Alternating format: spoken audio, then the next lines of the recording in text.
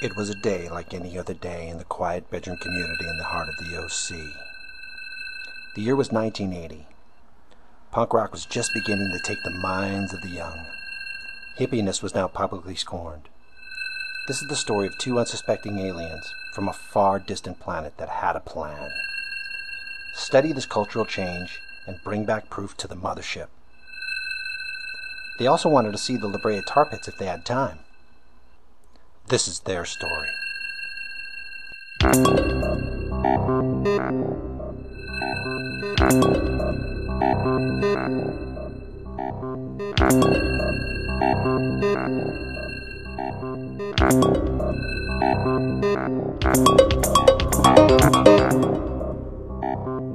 The aliens' names were Iaj and Yekum. The first thing they understood that they still had the power to make their pants disappear and reappear. They were programmed for reconnaissance, and the first corridor they went through was the bathroom of the home.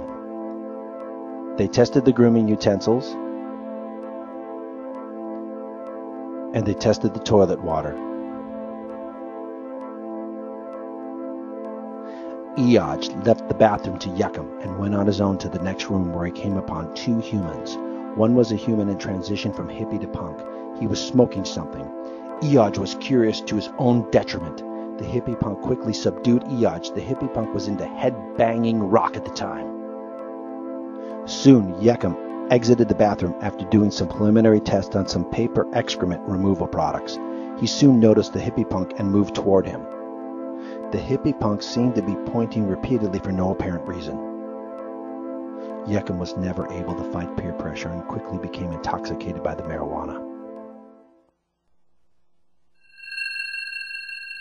Iaj woke up suddenly. Iaj noticed something had changed in Yekum. For example, strangling the hippie punk.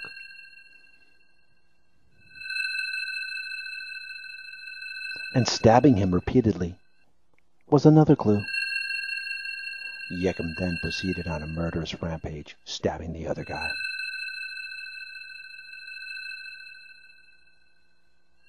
He then turned to the frightened Iaj with an evil look in his eye. Cornering his friend and gutting him like a fish.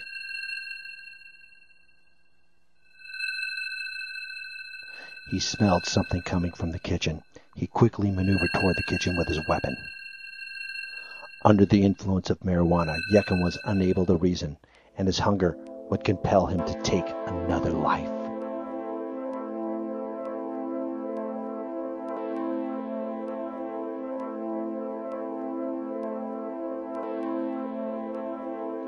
Yekum then began consuming the carbohydrate noodles like a wild alien animal.